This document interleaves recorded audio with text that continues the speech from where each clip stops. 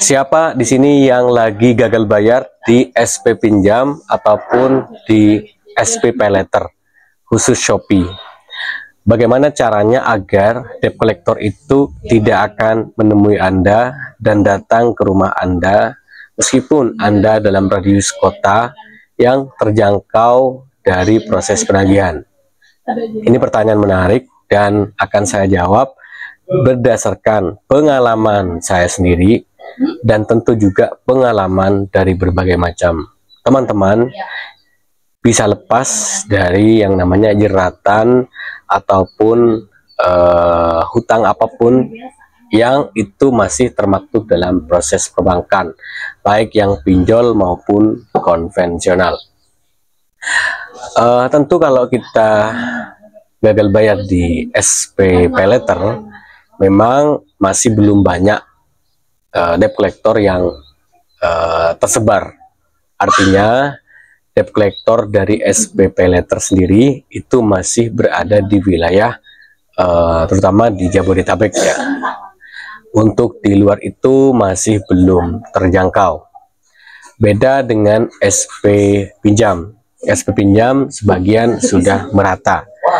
Tetapi apa yang saya sampaikan itu belum tentu juga harus kalian jadikan sebagai prioritas pembayaran dan kalian takut harus pinjam uang untuk bayar, tidak. Tapi justru itu saya sampaikan supaya kalian pertama tidak menjadi panik dan bisa berpikir sehat, bisa punya strategi yang bagus di dalam menyelesaikan masalah Anda sendiri. Sehingga ketika kamu berpikir sehat, punya pikiran yang jernih, bersih, plong, maka kamu tidak akan terjebak. Yang pertama, baik jebakan dari penipuan joki maupun yang katanya joki resmi seperti yang sudah mengiklankan pekerjaannya di media sosial.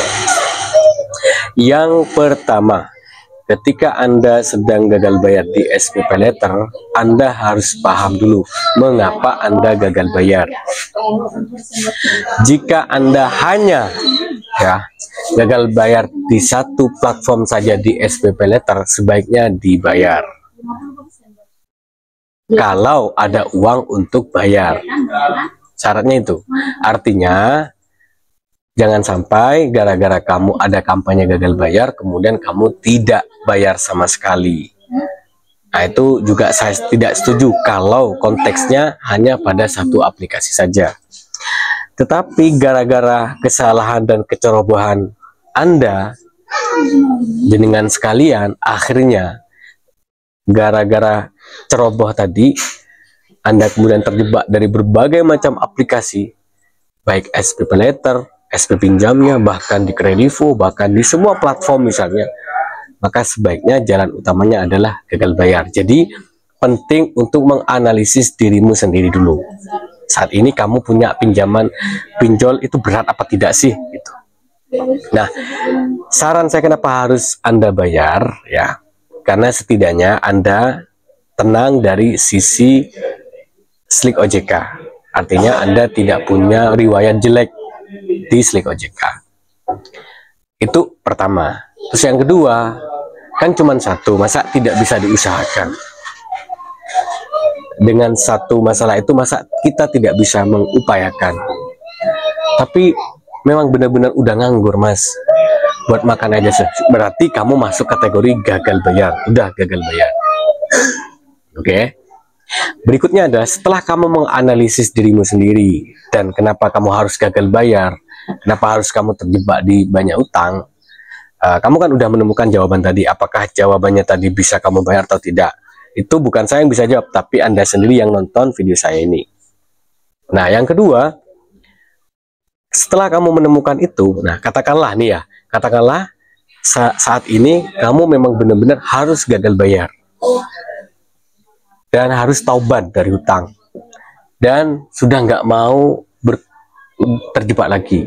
Oke, gagal bayar nih deh ya. Oke, misal nih, ambil contoh tanggal 27 Februari besok jatuh tempo di salah satu aplikasi. Katakanlah yang kita bahas nih di SP Paylater.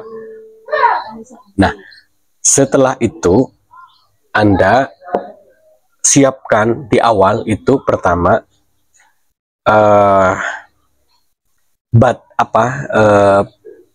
pengetahuan tentang bank dulu atau pengetahuan tentang pinjol. Nah, begini pengetahuannya. Pinjol apapun itu semuanya itu perdata. Jadi tidak ada ancaman pidana. Semua perdata. Artinya yang namanya perdata ya sudah perdata saja gitu. Resikonya ya slip OJK jelek, disamperin, ditagih gitu aja. Tidak sampai kamu akan dihinakan, ditindas, disebar, dan sampai.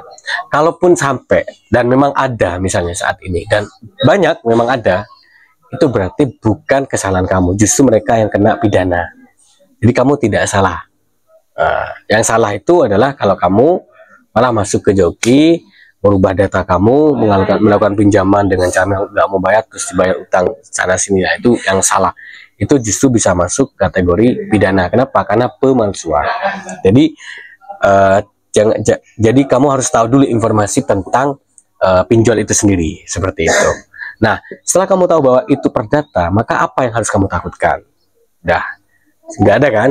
Nah, kemudian yang kedua, untuk mengamankan dari peluang kamu disebar ataupun ditagih, dipermalukan, maka jaminan dalam pinjol itu hanya ada di HP.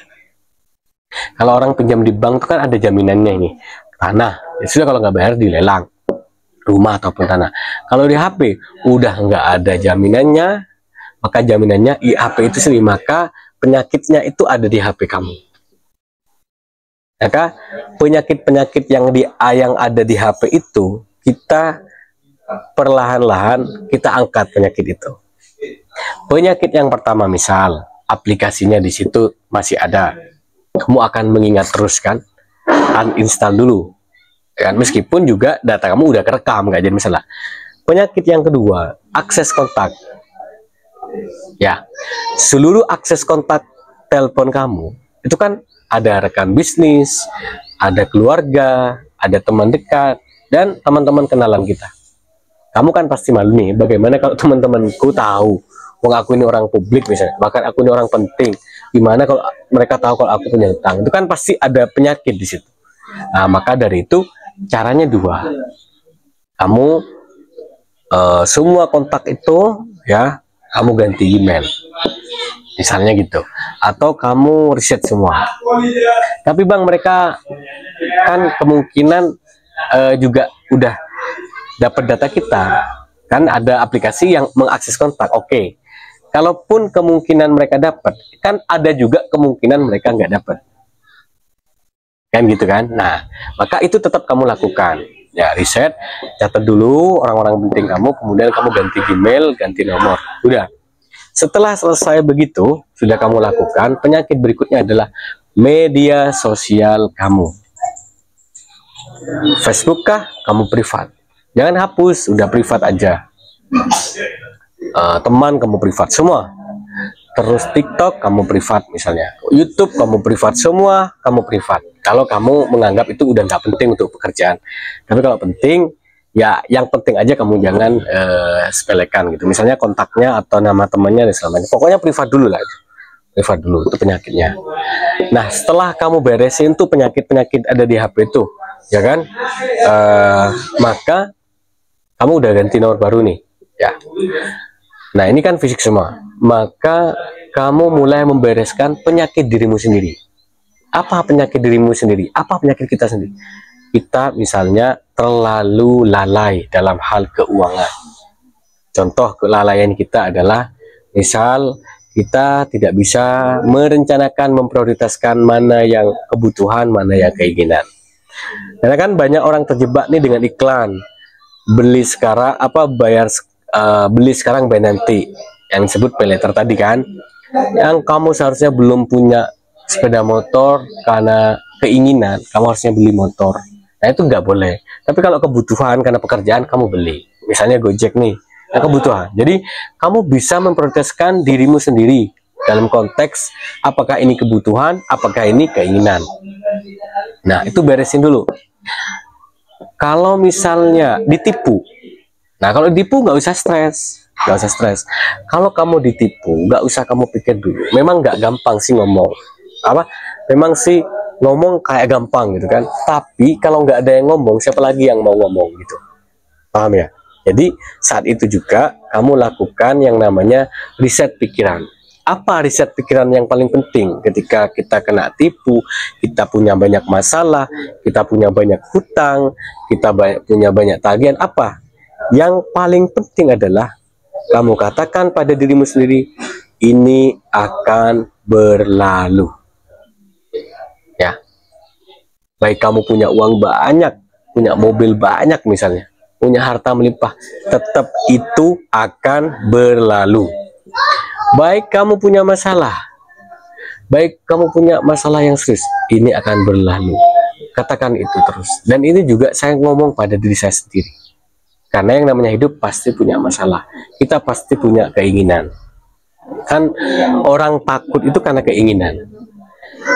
Ingin hidup takut mati, ingin kaya takut miskin, ingin si doi tulus takut dia nggak tulus. Pokoknya keinginan-keinginan itu yang membuat kita sebetulnya lagi punya problem. Nah, konteks itu berarti yang bisa meriset pikiranmu adalah bagaimana kamu bisa mengendalikan pikiran kamu sendiri, seperti itu. Nah, ada penyakit juga yang tidak kalah jauh penting, yaitu penyakit malas dan nunda-nunda. Malas menunda ini adalah penyakit yang membuat kita akhirnya punya banyak hutang, dan itu saya alami sendiri. Sehingga caranya adalah kita coba dengan cara bangun pagi, kalau bisa bangun sebelum subuh. Kalau bagi yang muslim ya harus jamaah ke masjid, mulailah dari jam sholat jamaah. Di situ kamu akan diatur waktunya, seperti itu. Kalau bagi yang non muslim mungkin ya berusaha disiplin lagi, berusaha untuk menyiapkan semua hal yang mendukung terhadap pekerjaan. Yang jelas rezeki kalau dalam keyakinan saya itu sudah diatur, tapi yang bisa kita atur adalah kedisiplinan kita, kemampuan kita membaca masalah, kemampuan kita mengendalikan diri kita itu sendiri. Jadi segampang itu kan? Nah, tidak gampang kalau sendirian. Kamu boleh share dengan teman-teman yang kamu percaya. Saya sudah menyediakan grup gratis, tidak berbayar. Kalau ada yang mengatasnamakan saya dan minta bayar, itu bukan saya. Nama grupnya ada di channel Ilmu Official, di link ini ya. Biasanya saya taruh di deskripsi, baik di video-video sebelumnya atau video yang mana. Kadang lupa saya nggak taruh. Terus ada juga grup Telegramnya, seperti itu. Kamu bisa sharing satu sama lain di situ. Banyak yang sudah pulih masalahnya, minimal pikirannya itu sendiri. Terima kasih, mohon maaf atas segala kesalahan. Jangan lupa doakan kerjamu dan kau harus kerjakan doamu. Sebelum saya tutup, saya mohon maaf atas segala kekurangan dan mohon untuk dibantu disebar, di like dan diberikan komentar supaya video ini ada di atas dan bisa tersebar ke yang lain. Ya, selain soal AdSense ya, tapi juga insya Allah ini juga memberikan manfaat. Karena saya menginginkan apa yang saya sampaikan itu adalah kebaikan-kebaikan, bukan dalam rangka mengajarkan mereka keburukan. Assalamualaikum warahmatullahi wabarakatuh.